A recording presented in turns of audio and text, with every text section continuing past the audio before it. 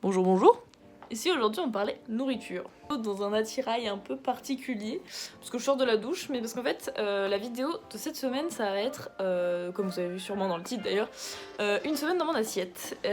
Donc là on est lundi soir, je vous ai pas fait lundi midi parce que j'ai eu mangé le repas du Crous en fait, donc voilà. Mais là ce soir je vais me cuisiner mes petits légumes. Donc je vais vous montrer comment je fais et voilà, c'est parti. Pour ce premier repas que je vais faire, donc en fait il faut savoir que moi je fais des repas pour plusieurs fois. Genre là par exemple, le repas que je vais faire, j'espère qu'il va me faire 2 voire 3 repas. Je congèle pas parce que j'ai pas de congélateur, ça du coup ça se tient. Donc là, on voit pas trop mais là c'est des patates douces, un brocoli et des champignons. Et je vais commencer par cuisiner la patate douce en premier, évidemment toujours une vidéo de Marion en fond. Donc je vais commencer par les patates douces parce que c'est le plus long à cuire. Donc en gros je vais éplucher, mettre en petits cubes, ça je vais découper en petites fleurs, enfin les petites fleurs, mais vous allez voir ça va être plus clair quand je vais le faire. Et les champis, pareil, je les mettrai à cuire à la fin, enfin avec les patates douces quand elles seront déjà bien cuites. Alors on commence simplement par éplucher les patates douces et comme vous allez le voir normalement, je vais juste aussi couper les deux extrémités pour garder que le meilleur on va dire.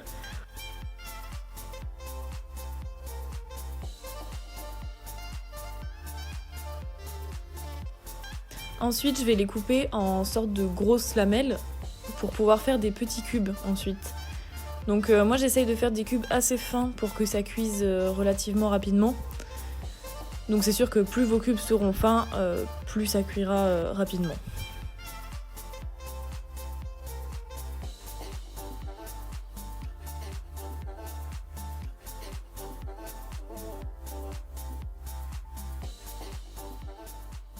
Et donc évidemment on fait ça sur les 3 patates douces.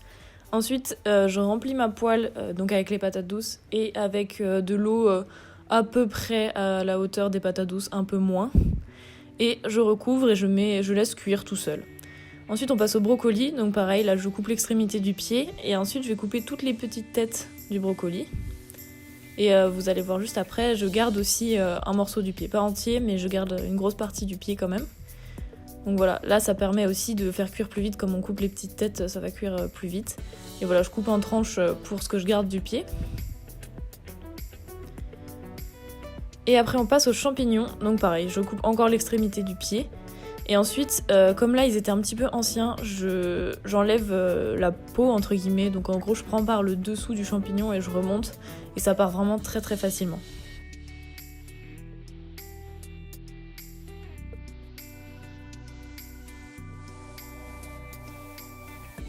Et une fois que je les ai épluchés, je les coupe pareil, en fines tranches.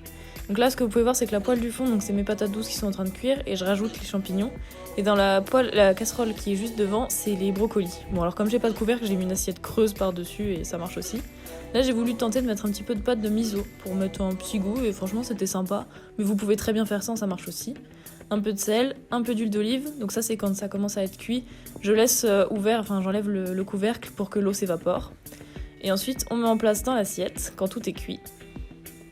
Donc c'est cuit quand les patates douces, on peut les couper en deux très facilement. Alors quand c'est un petit peu mou. Voilà, on rajoute ensuite les brocolis par-dessus. Là, je rajoute un petit peu de feta, donc je coupe des tout petits morceaux. Et elle va fondre un tout petit peu et franchement c'est super bon, ça rajoute vraiment un petit goût super sympa. Ça rajoute du frais surtout. Parce qu'en gros là c'est un peu une salade mais un peu chaude.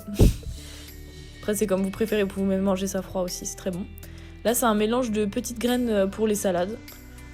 Et finalement mes 2 œufs mollets.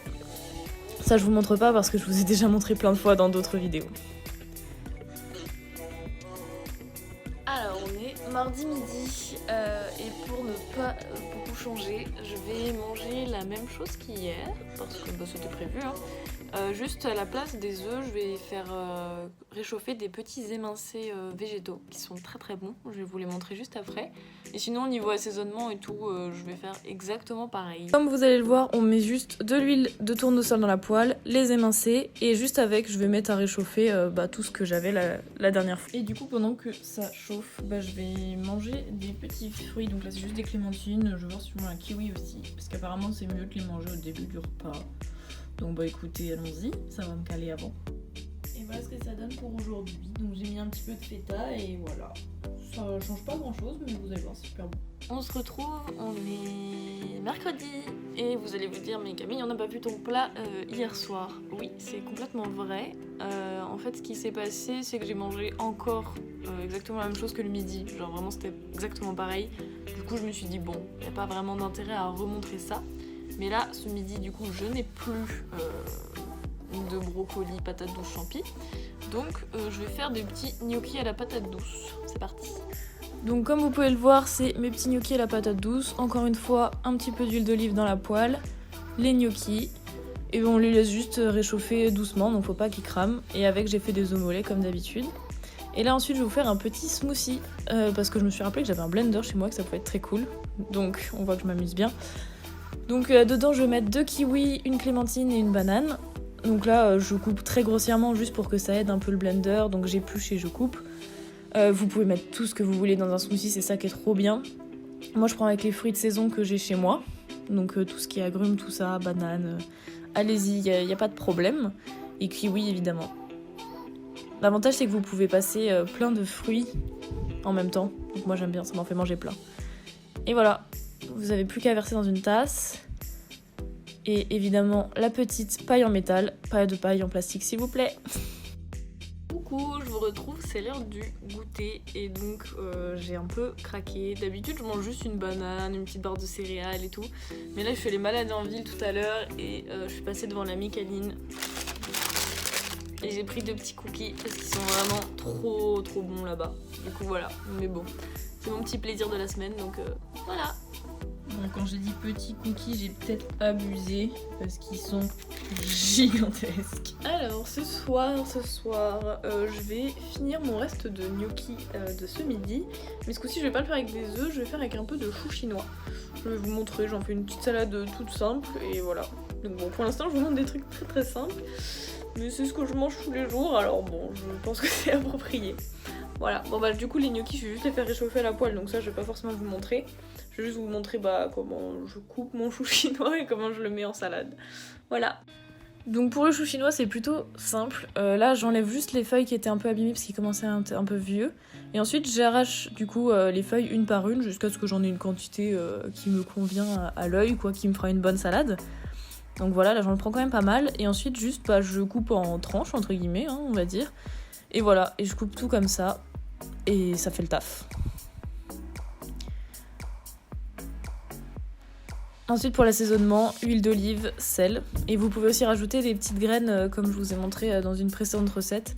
Ça rajoute un petit goût, c'est plutôt sympa. Et voilà, le résultat, c'était vraiment très bon.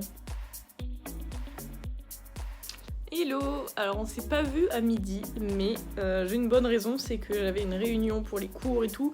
Du coup j'ai mangé vite fait et je me suis fait des gyoza surgelés avec du riz et de la sauce tomate.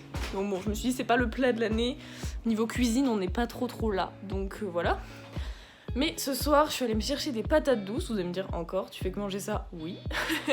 Mais je vais me faire des frites de patates douces, je vais vous montrer tout ça. Donc pour cette nouvelle recette, on va de nouveau éplucher une patate douce. J'ai essayé de vous couper un maximum le moment parce que bon, on va pas se le cacher, je pense que vous savez faire maintenant.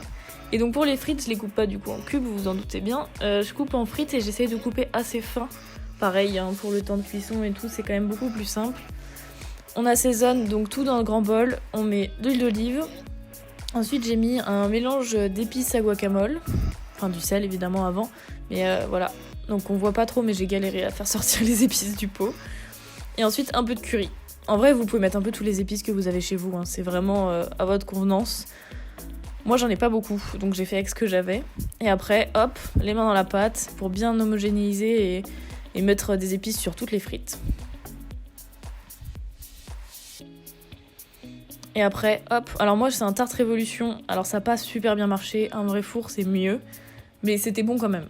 Mais voilà, donc si vous savez pas, ça marche un peu comme un four, ça a juste une forme de tarte, et quand on est étudiant c'est quand même plutôt pratique quand on n'a pas de four chez nous. Donc voilà, j'ai juste à régler le temps et la température, et vous allez voir le résultat. Elles étaient franchement quand même pas mal. Je vais vous montrer toutes mes petites recettes que je fais le plus souvent. En vrai, je voulais vous filmer plus de recettes, mais en fait, je me rends compte que je mange absolument tout le temps la même chose. Du coup, voilà, c'est toutes mes petites recettes que je mange quasiment tout le temps. J'espère que cette vidéo vous aura plu. N'hésitez pas à me dire en commentaire des idées de recettes ou des envies que vous auriez envie de voir sur ma chaîne. Y a pas de souci, je prends tous les commentaires et on se retrouve très bientôt pour une prochaine vidéo. Salut!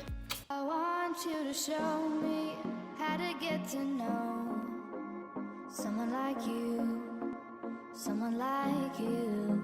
I want